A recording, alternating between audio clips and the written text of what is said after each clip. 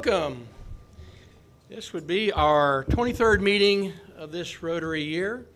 If you all will take a few minutes to stand up and meet and greet your fellow Rotarians and guests, that would be appreciated. And then we'll come back with a prayer and pledge allegiance. Thanks.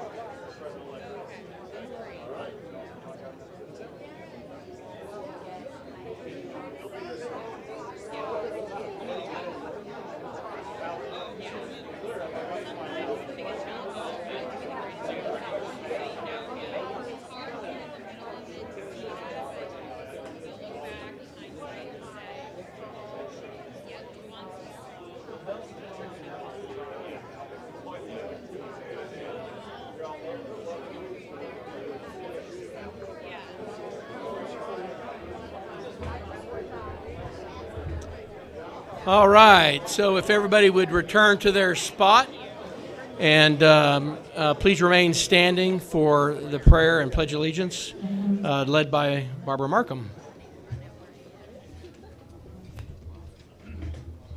Before we enter in the prayer, just wanted to ask if there are any special concerns from within the group this week. Yes.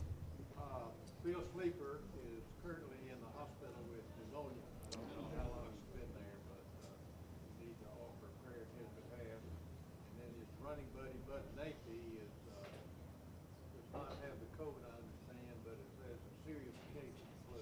So Okay. those two need to be taken. Bill and Bud. Any others? Okay, let us pray.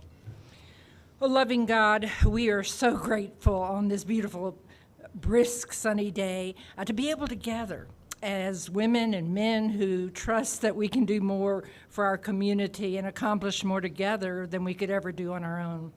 We're grateful for the club leaders whose plans allow us all to reach in service to some of the city's residents who have the greatest need.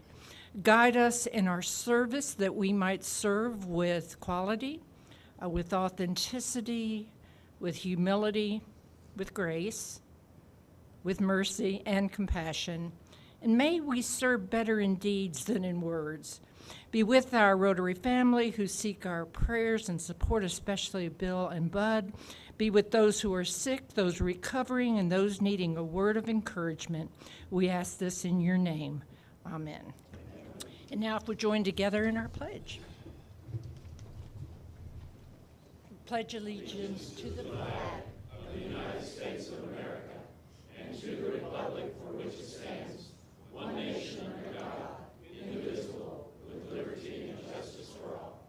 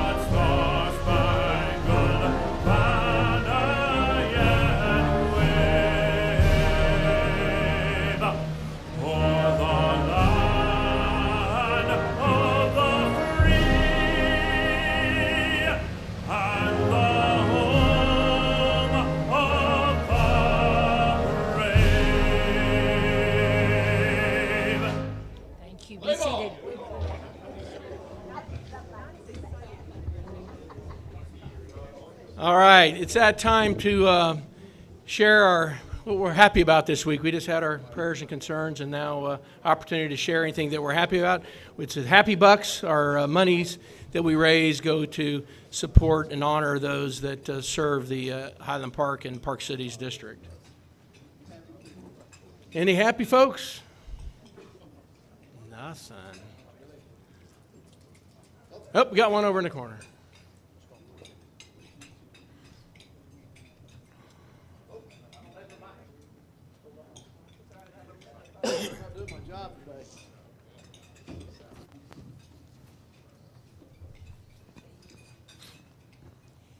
Thank you. I just wanted to say if any of the rest of you had the opportunity to catch the Rose Bowl parade, which was not on New Year's Day, but on New Year's Day 2, that Monday, and I happened to tune in just in time to see the beautiful Rotary float, and gave me warm memories of when I lived in California with my Rotary Club, helping to put that Rotary float together, and it was quite an experience, so thank you. That's awesome. Thanks for sharing. Okay, that's fine. I'm gonna put in for you.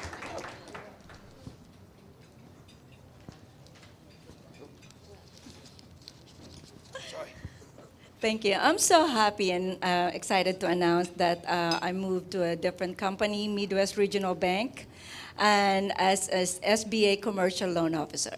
That's Great. it. Congratulations.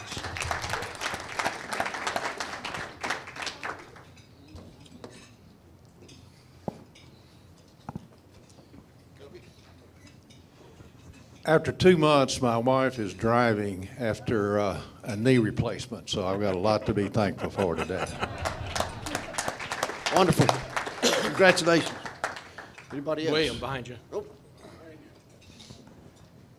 All right, I don't know what the rest of y'all did for Christmas, but my wife and I spent that week between Christmas and New Year's in Orlando at Disney World. So, and my Fitbit watch celebrated dramatically every day as I walk more steps than it usually sees. So, congratulations. All right, any other happy news you want to share? None? Great. This time we will introduce our visiting guest today. So if you're a guest, please stand to be recognized. Go ahead, Jeff.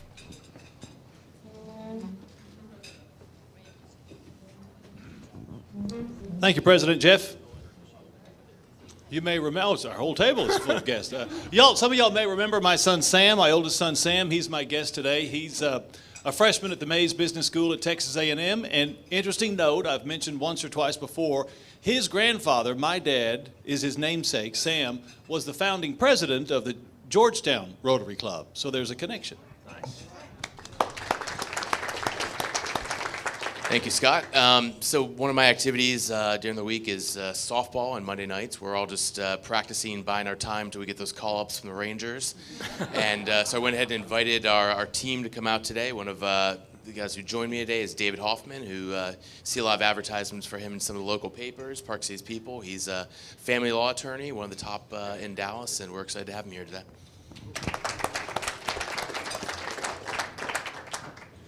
I want to introduce my new friend, Eleanor Marsh. She moved here from New York City and works for J.P. Morgan. Her father and grandfather were both in Rotary and encouraged her to come to a Rotary meeting for networking and getting involved in the community. So help me welcome Eleanor. I'll just go ahead. And also, we have our friends Ann and Mark Parker here. They moved here a few months after we did from Midland. We've been friends for many, many years, and they're big baseball fans. So we felt like this was a good meeting to bring them to. Great. This is my friend, go ahead, you give him the mic. Randy Jessberg, and I'll let him say a little bit about what he does. Oh, hi. I sold the company last year, stayed for a little over a year, and was the CEO of a food safety company based in Arlington. We did food inspection. So I'm looking at my next thing to do, and glad to be be here to meet y'all. Wonderful. Great. Good to have you here. Richard? Yes, I would like to introduce my cousin, Mark Kestner. He's a Dallas native. He went to W.T. White, then he went to University of North Texas. He now works for Fisher Investments. Fisher, we don't have any of those in here, do we? Fisher Investments. He's married, has 2 children that they're active teenagers at Richardson High School, and he's a former member of Prestonwood Rotary Club, and I'm glad to introduce you to Mark Kestner. Good to have you. Eric? Hi, I'd like to introduce Ashley Quintaloni. Please stand. Fellow Frog, by the way. Go Frogs. She is, believe you have a newer title, Senior Coordinator, Alumni and Public Affairs with the Texas Rangers, and great to work with. Thank you for helping us out here. Yeah, thanks. Thank you, Eric. Olin? Thank you, Scott. I'd like for y'all to meet James Dickey. He is the former chair of the Texas Republican Party, and he's agreed to sit with me at this table anyway. So welcome him. He's here looking at a company that he might buy, and we're talking about that. So, James, welcome, James. Anybody else? I think that's it, Jeff. Park TV, you want to introduce your guests? Hello everyone. I have my mom, Sadhana. She's an attorney by profession, and she's a past president of a Rotary Club in India. And I have my dad, Avinash. He's an engineer by profession, and he's also a past president of Rotary Club. And she's my aunt, Anjali. She is executive coach and HR professional, and she is also in a Rotary Club in India. Please welcome. And hey, Park TV, while they're standing, please have them come up and we'll exchange the flag. As Rotarians from visiting clubs, if they bring their flag, we'll do an exchange of the flag. So we'll give them our flag, and then they will exchange their flag to us.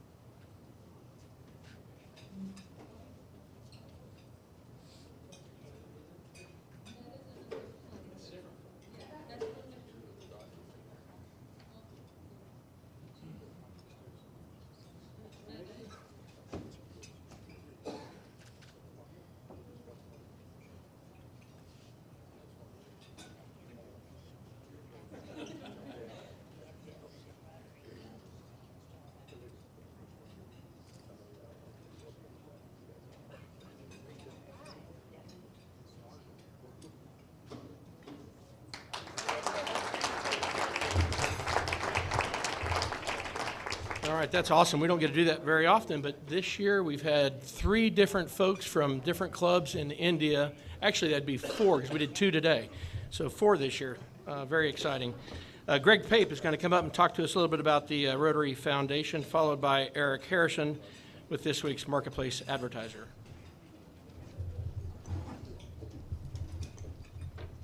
Just a little bit. The Rotary Foundation, emphasizing our guests and newer members. Here's a presentation. Rotary unites people from all continents and cultures who take action to deliver real long-term solutions to our world's most persistent issues. In communities across the globe, our 104 million members come together to strengthen their connections to friends and neighbors and to improve lives in many of our communities. Over 46,000 Rotary clubs. Each year, Rotary members invest hundreds of millions of dollars and countless volunteer hours in sustainable, community-based solutions to promote health, peace, and prosperity across the globe. Rotary combines global reach, local resources, and highly skilled volunteers with a funding structure that distributes over $200 million annually in providing clean water and sanitation, education, preventing and treating disease, save mothers and children, grow local economies, promote peace, and protect the environment. Those are our 7 areas of focus. For more than 30 years, Rotary has been a driving force in the effort to end polio. Alongside our partners in the Global Polio Eradication Initiative, we have achieved a 99.9% reduction in polio cases, with 6 cases of wild polio reported in 2021 compared with 350,000 cases a year in the late 1980s. Our members have contributed more than $2.6 billion and countless volunteer hours to protect more than 3 billion children in 122 countries from this paralyzing disease. Today, just 2 countries continue to report the cases of the wild polio virus, Afghanistan and Pakistan. Our history, 118 years now, Rotary members have been addressing challenges around the world. It started with the vision of one man, Paul Harris, the Chicago attorney found in the Rotary Club of Chicago on February 23, 1905, so professionals with diverse backgrounds could exchange ideas, form meaningful, lifelong friendships, and give back to their communities. Rotary's name came from the group's early practice of rotating meetings among the offices of its members. I'm going to ask that past President Happy Franklin come on up here to join us. Sarita Smithy, if you'd come up here to join us. Tom Swift. And if she's here, Cindy Cummings, if you'd come up to the podium while they're coming here, just to measure our progress. To date, we've had 57 contributors with $22,823 donated to the Rotary International Foundation. The club's cumulative total as of 10:30 this morning is $1,064,182.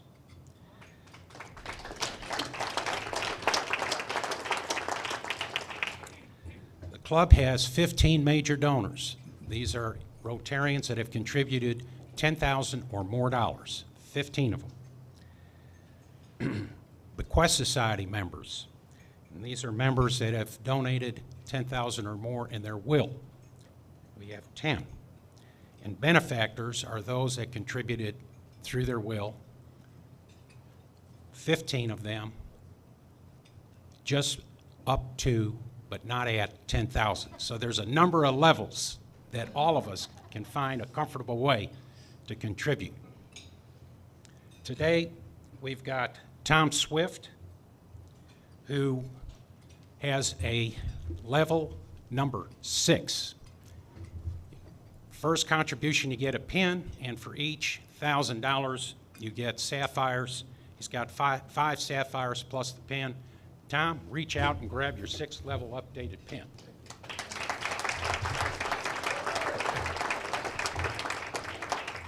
And I'm going to let past President Happy Franklin handle the next recognition. Go ahead.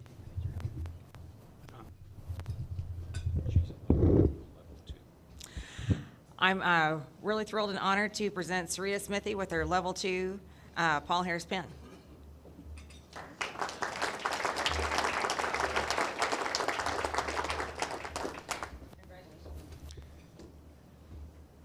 Some of these recognitions, as the case with past President Happy Franklin, Sarita was able to reach that through Happy's contribution. All of us can do that. We're all family.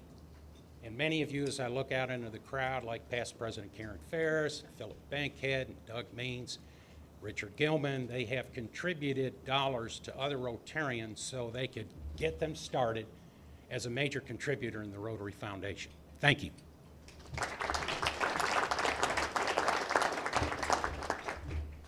Thank you, Greg. Good afternoon. Our marketplace advertiser today is Mr. Mark Neese. If you do not know Mark, you need to get to know him. He gets here about 8:30 every Friday morning, I think, to set up for this meeting, and we couldn't do it without him. He's been a member of the club for 8 years, and he is a Paul Harris Fellow. He currently serves as our Director of Public Image, the Public Image Team Leader for District 5810, and will be a facilitator for this year's Lone Star Pets training. Sync Lab Media creates video marketing strategies and content so that businesses can increase awareness, engagement, and revenues. In fact, in 2022, Sync Lab produced 250 marketing videos totaling more than 60 hours of content for 23 different clients. Whether it's videos for social media, video podcasts, TV commercials, or even documentaries, Mark and his team have decades of experience to help you achieve success. Now is the time for businesses to develop their video marketing strategies. For 2023, Sync Lab Media offers consulting packages to help businesses grow with video marketing. And they are offering special pricing through January, so you've got a couple weeks. If you or someone you know needs to jumpstart their marketing efforts in 2023, please refer them to Sync Lab Media, the home of results driven marketing videos. Thank you, Mark Neese. All right, a couple quick announcements. Number one, does anybody recognize this notepad? Oh, last week somebody left it and it never got claimed, so if it's yours, speak up. If not, we'll put it in the box and carry it forward to the following weeks. Okay, a couple quick announcements. Mavs game, a week from Sunday, they're playing the Clippers at home at 6:30. You're getting emails from Happy. Please sign up if you're interested. Ronald McDonald House, for those of you who have never done it, you should take advantage of it. I know there's still a few spots for next Monday. Kathleen Claveter handles that and is an organizer. We serve basically meals to the families that are here getting care for their children over at the hospital. It's a great event and effort, and if you've never done it, please sign up and do so. Quick announcement. So again, last month we had our holiday party, and a few people bought drinks on credit cards, and for some reason the Square deal didn't work. So we're out a little bit of money, not a ton, but we are out some. Again, it's a good opportunity to test the four-way test. You know it's the truth. You had a drink, you used a credit card. Please give your money to Lori. Either credit card or cash would be great. All right. It's that time for our raffle ticket. Elisa Garcia is going to bring up the bowl of raffle. And Dave Raymond, do you mind drawing this week's winner? So we have a raffle, and the proceeds of the raffle will go to our local foundation. And so what happens is if your ticket gets drawn, you will draw from a deck of cards.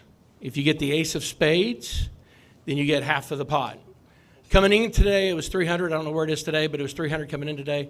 The other half goes to the foundation.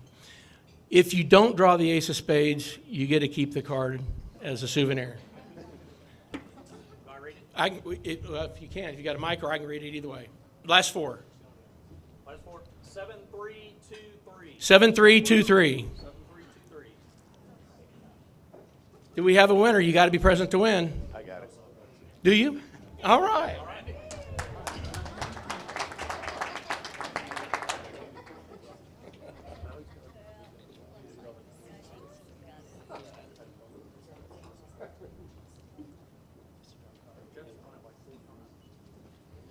Jack of Diamonds. Thank you, Randy. All right, Eric Heitkamp is our program speaker of the day.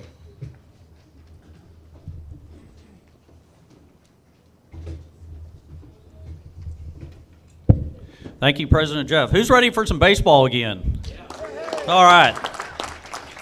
Our MC enters his fifth season as the primary play-by-play announcer for the club's broadcast on Fox Sports Southwest after joining the Rangers in 2016. From 2013 to 2015, he served as play-by-play and studio host for Major League Baseball Advanced Media. From 2006 to 2012, the 25-year broadcasting veteran called radio and television games for the Houston Astros. Our MC has served as the pre- and post-game studio host for Houston Texans shows on Fox Sports Southwest, in addition to serving as a business reporter for Forbes and Forbes ASAP. He also has major league experience on the radio side with the San Francisco Giants and Baltimore Orioles. He has been a minor league broadcaster for the Brockton Rox, Sonoma County Crushers, Charleston River Dogs, and Iowa Cubs. His other broadcasting credits include college football, basketball, baseball, and softball for ESPN, Comcast, Root Sports, and the CBS Sports Network. Our speaker is a 1994 graduate of Stanford University, where he was senior class president and member of the track and field team. Most importantly, Dave resides in Flower Mound and is with his wife Tish and his sons Donnie, 18, Tommy, 16, and Mike, 13. Please help me welcome Dave Raymond.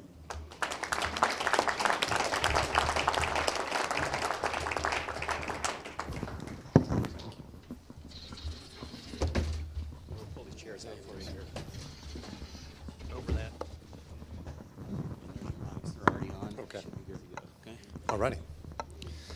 All right, well, thank you, Eric, and thank all of you for being here today and braving the, 48-degree weather. Hardy souls here in January.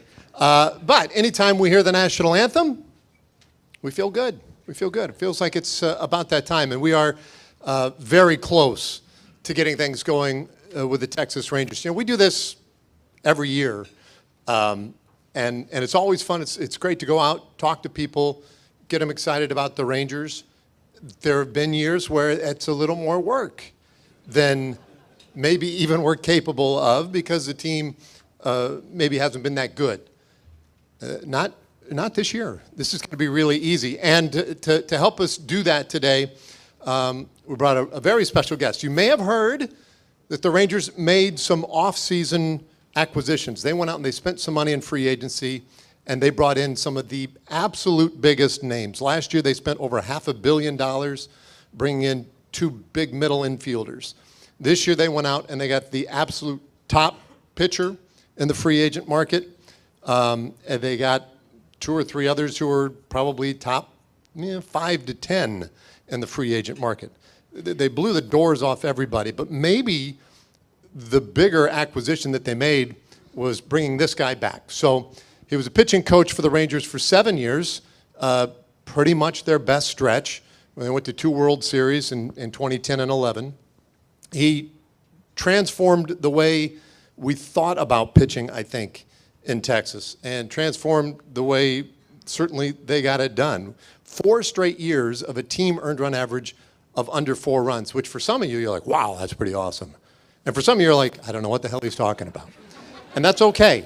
I would like to bring up a 15-year Major League pitcher and a 20-year Major League coach. He is our pitching coach. Please welcome Mike Maddux.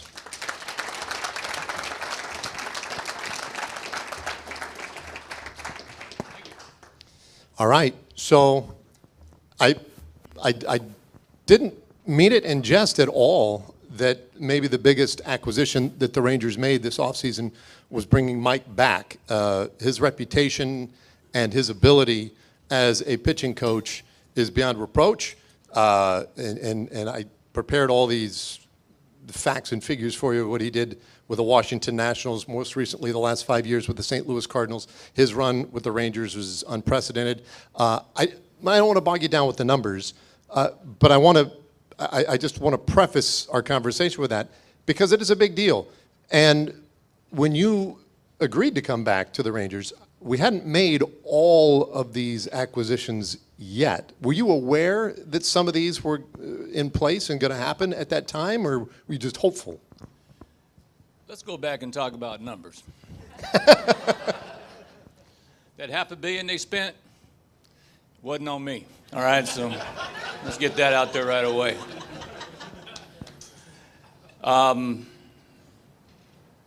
I talked to CY, Chris Young, the general manager, and he gave me this pipe dream. On a personal note, I was in St. Louis, and we were playing the Phillies in the postseason, in the first round of the postseason. And they won game 2. I had my wife, my 2 daughters, and my son-in-law were there. And I had told my daughters that this was it. I'm done.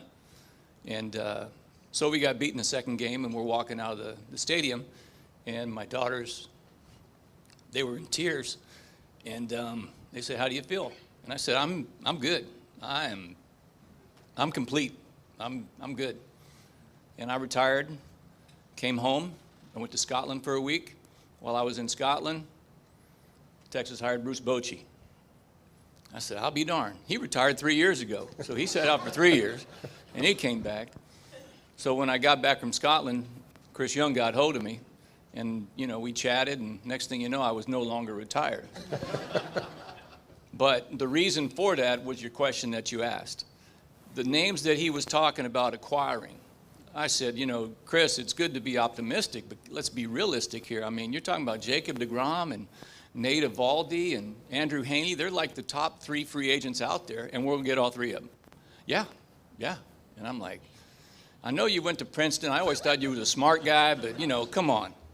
I mean, they're smoking some good dope over there in Dallas, I guess. I don't know.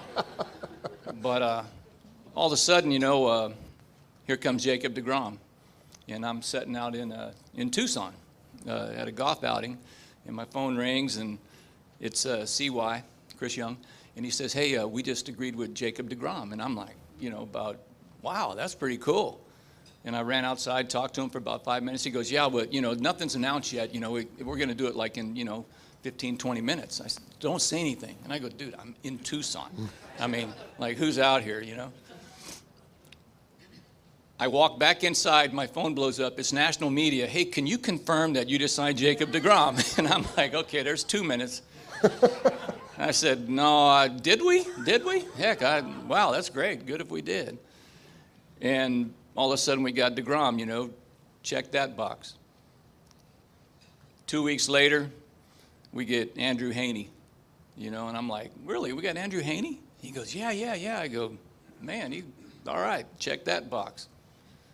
And then we're sitting there at a deer camp, hunting blind, and I get a text from a guy that says, boy, howdy, are you living in Tall Cotton? And I'm, you know, I don't know when this text came in, you know, we're out there in South Texas, pretty remote. And I said, man, that just came in like a minute ago, so, you know, technology's getting pretty big down there too. And I said, you know, who'd we get? And he goes, Eovaldi. And I'm like, you have got to be kidding me. So I laid out a Yahoo, and all the deer that were out there, they left, you know. But we got Nathan Eovaldi, and I'm like, man, we just got the top 3 free agent pitchers that were available. So Chris Young walked the talk, and ownership stepped up. And with each time we checked that box, the pitching coach got just a little bit smarter, you know. So by the end of it, I thought it put the organization in a good spot. We still have some areas that we need to improve on, but right now it's a pretty darn good nucleus to begin with, so looking very forward to it.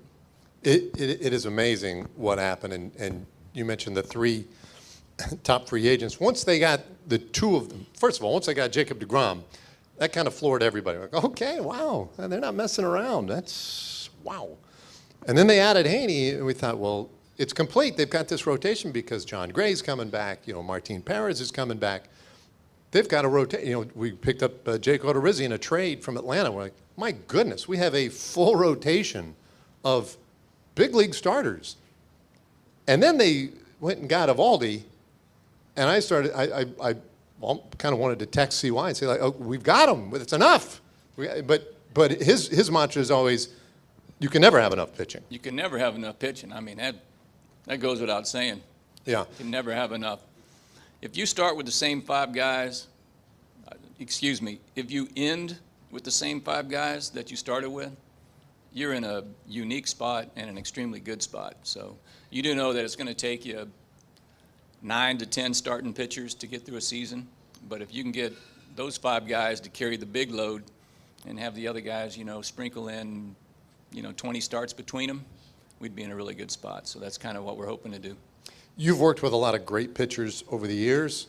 Max Scherzer comes to mind. You got a couple of Cy Young awards for him when you were in Washington. Where do some of these guys, how do they stack up if you were to help kind of put in perspective for folks how good Jacob deGrom is, Nate Eovaldi, Andrew Heaney? How would you, I guess, help us understand that? Yeah, I don't want to put any pressure on anybody, but people who are not real baseball folks, you know, some are, they can appreciate that, how good Jacob deGrom is and what an outlier talent he is. Max Scherzer, we talk about, he won 2 Cy Youngs in 16 and 17. Well, I think in 15 and 18, Jacob deGrom won them. So it was like Jacob, Max, Max, Jacob. So he's got 2 under his belt. He's just kind of like uses 2 pitches on right-handers. And to a guy with only 2 pitches, you go, they better be pretty good. Well, they are. You know, it's a 100-mile-an-hour fastball and a wipeout slider behind it. So anybody who's ever tried to hit, you know, hey, Mondays, it's tough to hit sometimes, isn't it? That Monday Night Softball. I'm going to start scouting that, by the way, too. We need to mix in some soft tossers with that freaking 100-mile-an-hour thing, all right? Yeah, so just let me know what field that's at. I'm going to come out and watch. So Jacob is just an outlier type guy, man. He's like Fred Flintstone bowling. Remember that? How it was just kind of like really, really hard. That's kind of Jacob deGrom, you know. And then Nathan Eovaldi, I do a lot of scouting, you know, via video, and I try to look for relevance. You know, I got, you know, Adam Wainwright pitching, and so I'll look through and look at, like, you know, curveballs and sliders and fastballs, and I watch the at-bats, and all of a sudden Nathan Eovaldi's, you know, up there, and I just run past him because I go, we don't have anybody that throws that way. Another guy that throws 100 miles an hour with stuff that goes east and west and east and north and south, and it's just nasty. It's one that you can't even, like, nah, I can't even watch him because it's not relevant to what we have, you know, on our staff. So to have these 2 guys with that big outlier stuff is unbelievable. Andrew Haney from the left side, he's not going to light the gun on fire, but he does throw 95, 94, 95, but he threw a bullpen today, just earlier this morning, and I hadn't seen it live. But my God, it's just got so much unique finish to it, and he's got strikeouts, more strikeouts than innings. He's a high strikeout guy. Unfortunately, when you get a lot of strikeouts, it takes you a lot of pitches, and you don't go deep in the game. So this is where, like, a Jake Odorizzi comes up, you know, that if we can get 4 dominant or 5 dominant innings out of these guys, you know, who's going to carry the next load and throw the next 2 or 3 innings until we can get to our back end guys. So that's kind of the strategy behind it, which is why you can never have enough pitching, because sometime along that road, somebody's going to have a little hiccup here and there, maybe a little hamstring or whatever, and miss some time. And these guys have all missed some time the last few years, unfortunately. But if these guys are healthy, man, watch out. We are in a really good spot. All right, I want to ask you one more, and then we'll take questions from you guys. So you pitched for 15 years, and you've coached now for 20. You've seen the art of pitching change and evolve quite a little bit over that amount of time. And really, in the last probably 5 to 10 years, perhaps more than any of the previous 50 years. But you just mentioned get 4 or 5 innings out of, you know, dominant stuff out of some of these starters, and then maybe have somebody come in and bridge it a little bit. Is that kind of the strategy that we might see this team employ? Is that where the game is going, where starters would go 4, 5, you know, maybe on a big day, 6 innings, and then you're going to have other guys bridge it? Is that a necessity just to keep some of these guys healthy? Some organizations have the template that we're not going to let a guy face a lineup the 3rd time.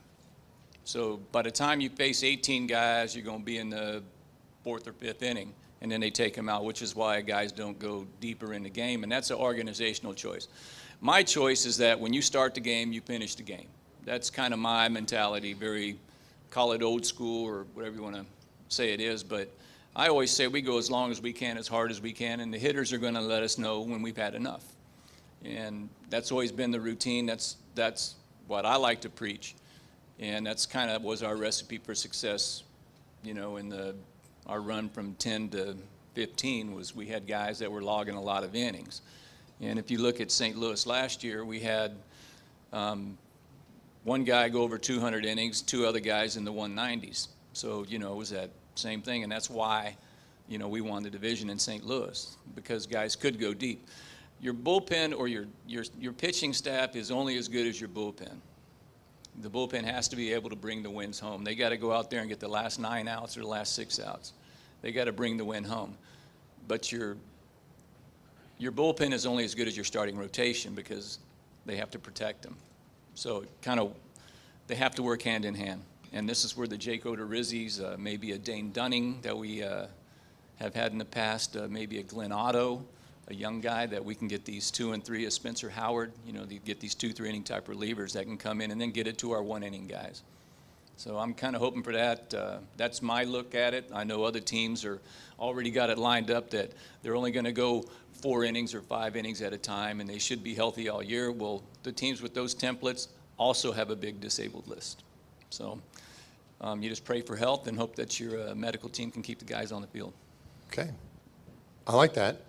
Now, I tend to like old school, and I'm not saying you are old school. I don't mean to put that label on you, but you did use Fred Flintstone earlier as a teaching tool. So I'd say you're probably. I'm just glad you said school after old. All right. So what about it? I talk a lot. So how about you guys? Anybody have any questions? Yeah, go ahead. How are your acquisitions? What is their thoughts to you on taking them? I'm sorry. What are the thoughts of your new acquisitions? Their thoughts to starting and through the end of the game, playing that long in a game, your pitchers, because again, as you said, if they can start the game and they'll end until they're, the batters say they're getting off the plate or whatever. How do they feel about that coming from different organizations? It's something we got to find out. We're going to spend a lot of time in spring training. So, and it's actually starting now because we do have guys that are throwing at the ballpark. We have guys, and we're going to have a camp here in a couple weeks, in 10 days or so, at the ballpark in Arlington, or Globe Life Field, I'm sorry. And that's kind of where we get that ball rolling, just throw those ideas out there. It's no news to Jacob deGrom. Prior to a couple of injuries, he was throwing 220 innings a year. Nathan Eovaldi was, throwing 180. Haney is one guy that has been in the 150. So some guys you're going to have to push a little bit. Some guys we're going to smartly push, but there's no looking over your shoulder. Guys, we don't want you to come out of the game. We don't want to take you out of the game. So keep fighting, keep fighting, keep fighting. I love old school. I'm older than both of you, and I remember pitching in the 60s and the 70s, and my coach had told me that I'm the leader on the field. So in football, we always know the quarterback is the leader on the field. So I was raised that the pitcher is the leader on the field, and you want to trust the pitcher and let the pitcher decide when it's time to come out, not the coach. And so if the pitcher's in a spot where they need to pull themselves out and pitch that right pitch and get the inning closed, that's where the team needs to rally around. So I appreciate you going long game. I think we need to get back to that. I'd like to see the complete game stats go back up, because I think we lost the sight of the fact that those pitchers are the leaders on the field. And we got to trust them and stop pitching or pitch count. We need to trust. So I appreciate your comment about being old school, and I look forward to seeing you guys win some more games. Thank you. Thank you.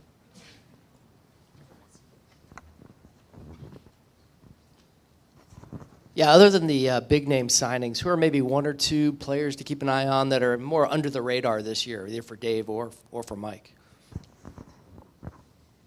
Well, this is embarrassing because, that's kind of his job to know who these guys are going to be. Now, you've seen some of them, right? But the question, I guess, along those lines is, would Jack Leiter be a potential call-up at some point this year if needed? Or, you already know, those of you who are engaged in this Rangers conversation, over the summers, about Glenn Otto and Dane Dunning and Spencer Howard. Those are guys who have had a chance in recent years, and they've shown glimpses of being ready or having the ability to be effective at the big league level. You would hope, I would think, that those guys would take a step forward in the opportunities that they get. But I think the bigger question is Owen White, Jack Leiter, some of these guys from the minor leagues, and I don't know how much of an opportunity you've had to see these guys or to examine where they are yet. You can just say, don't know, or you can say, give us something intelligent.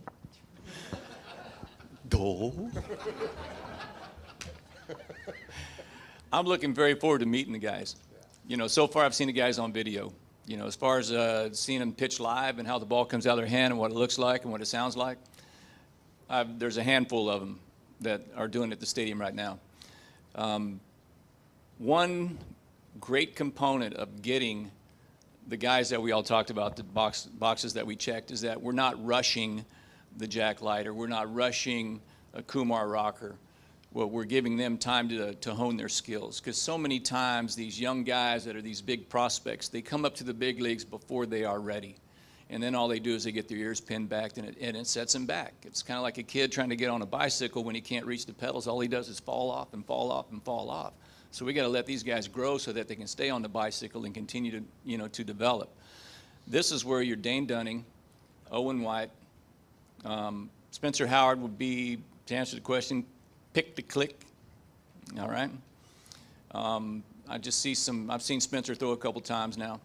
Another guy that I like is this Josh Spores. Spores, S-B-O-R-Z. Yeah, Spores. I don't see a P in that one, but Spores anyway. He's had a couple really good bullpens. We made some adjustments with him, and it's coming out pretty darn good, especially today. Just in his second time since we realigned him, it's come out really good. So I think there's some talent out there. I wished I could really answer that question, but until I see, I really want to see this Owen White guy. I want to see him go. I heard really good things about him, and the Dane Dunning had a hip procedure, and hopefully get back on that because I like what I saw in video with him. Yeah, I've got two questions. You kind of partially answered it. What's going on in the minor leagues? Any other prospects besides pitching prospects coming up in the minors? And then the next question is it my imagination, or are we seeing more home runs, here as compared to this time, as compared to, say, 10 years ago? And what's going on with the home run ball? The home runs is always a really good conversation, and I bet you have some opinions on that. But yes, you are seeing more home runs, and partly by design, teams have focused more on that. Hitters have decided in some cases that is the one trick that they're going to work on, and they'll sell out the rest of their game just to produce, let's say, 30 or 40 home runs. It might come at the cost of an additional 30 hits in the course of a season that they could have, or doubles or whatever else, but they don't care because whatever, analytics, somehow the home run has become valued in such a way that teams and individuals definitely sell out to it. The pitching in the minor leagues is probably, and maybe it's unfair, I don't know, I feel like we focus a lot on the pitching when we talk about minor league prospects, because it's the hardest thing. I really feel like it's the hardest thing to develop and to know when a kid's 16, 18, even 20 years old, to really be able to project how he's going to handle the job of pitching in a major league game. There's a lot, I think there's just a lot to it. So that's what we tend to focus on. And to that end, the Rangers have, I feel like they have tilted their focus a little bit towards some college pitchers. When you think of Jack Leiter and Kumar Rocker, they got a young guy last year in the 4th round of the draft who was reputed to be the best high school pitcher in the draft, and it wasn't supposed to sign. The idea was he was absolutely going to go to school, but they got him anyway. Now he's going to be several years off. In terms of position players in the minor leagues, they have seemingly a lot of talent, second, short, kind of up the middle. Maybe a couple outfielders as well, but like a lot of guys right there in the middle of the diamond, where it doesn't appear we're going to have much in the way of vacancy in coming years because we signed a 10-year deal for shortstop, 7-year deal at second base. So there's depth at those positions. They might be able to move around, but the likelihood is that they would maybe see themselves traded at some point for players that we need elsewhere on the diamond. So the minor league system, I can't remember the number. It's like we used to be ranked around 27th, 28th among the 30 teams in terms of our strength of our minor league system. But in the last 3-4 years, that's jumped up. We're top 10, right around 6, 7, 5 in that area, depending on what publication or ranker you want to look at. So the minor league system is a lot deeper, a lot more talented than it's probably been in 10 to 15 years. How many of those guys we see in the near future remains to be seen. How many of them are used as, in trades might be another big part of the equation as well. But I want to get your thoughts on the home run business. Never did like him. Man. You know, there was a couple guys that I helped get to the Hall of Fame, you know. The home run is, a batter comes up and squares one up, and the shortstop makes a leap and catch, or the third baseman makes a dive and catch. Brooks Robinson, those plays that he would make, all right? And the hitters would come back and throw their bat. Man, I'm unlucky. And they say, hey, can't defend a home run. Really? No, ain't nobody, they might rob them time to time, but you can't defend the homer. And you don't have to be fast. Everybody scores. Nobody gets thrown out. So the home run became the undefendable end result. And all of a sudden, analytics really, really like that. And the agents kind of talked their players into, hey, if you hit X amount of home runs, you're going to make this.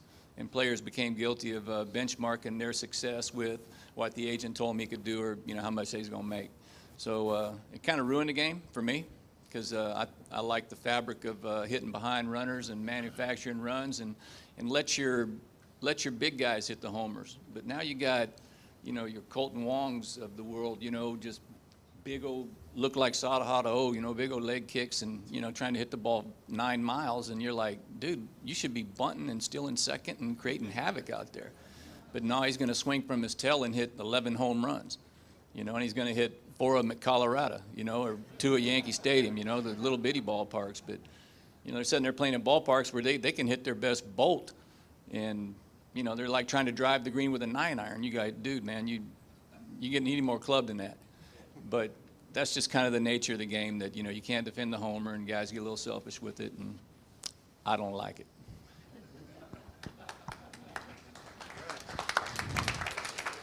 Thank you both for being here. It's a real treat, Dave and Mike. We really appreciate y'all coming out and being here today. I have a question. I know it's early. It's very early in the season, but as you look ahead and you look across the landscape of Major League Baseball, who's going to provide the most competition?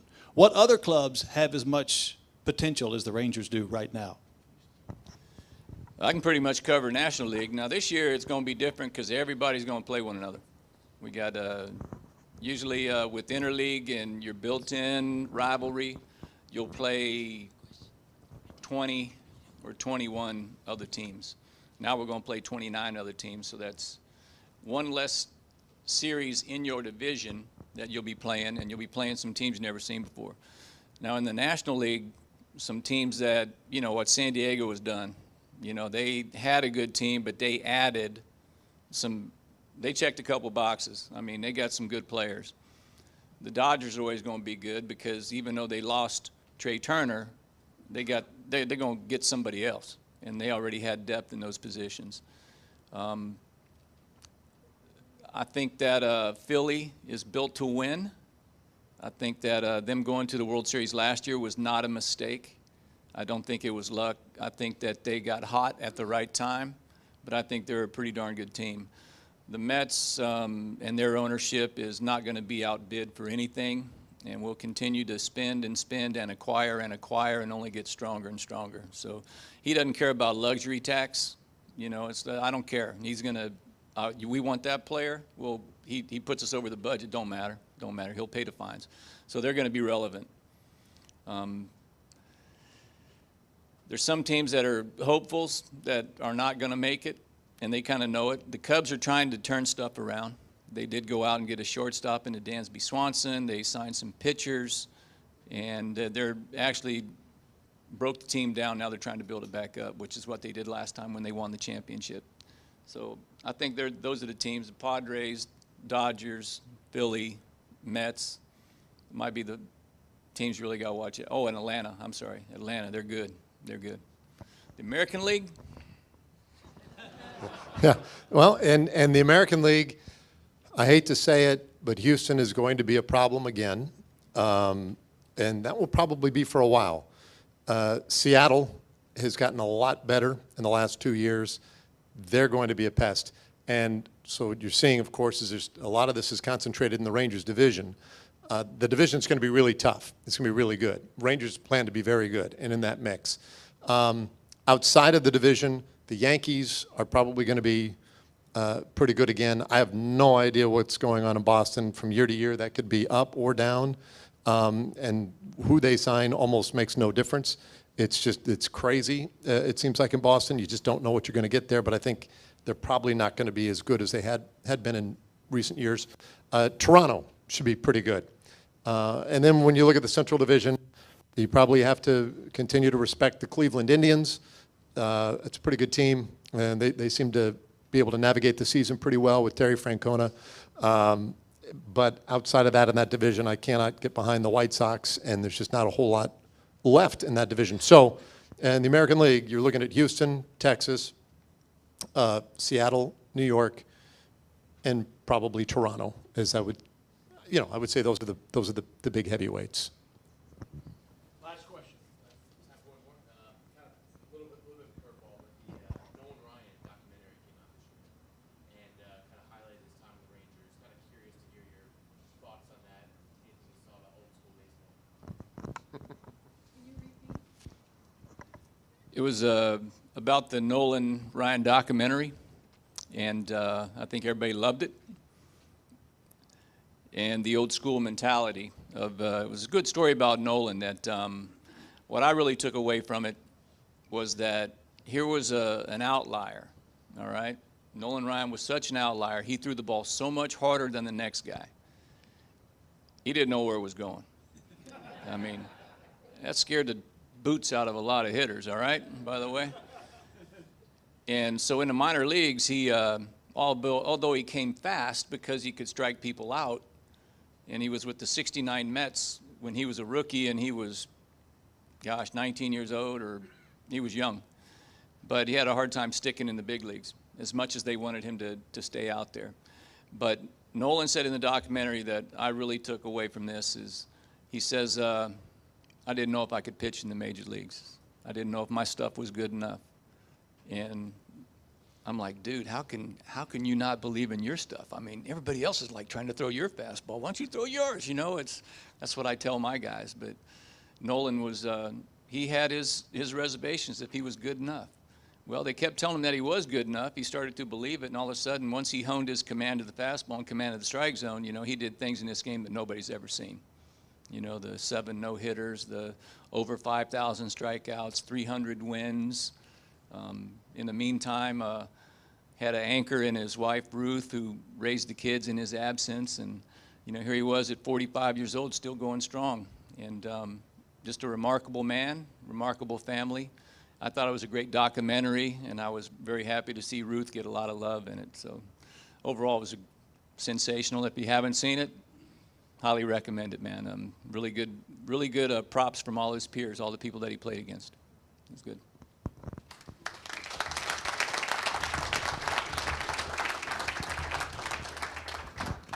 Mike and Dave, thank you so much for being here. That was outstanding. A book will be placed in the McShann Elementary Library in y'all's honor for speaking today. Thank you. Thank you guys so much for being here. Thank you.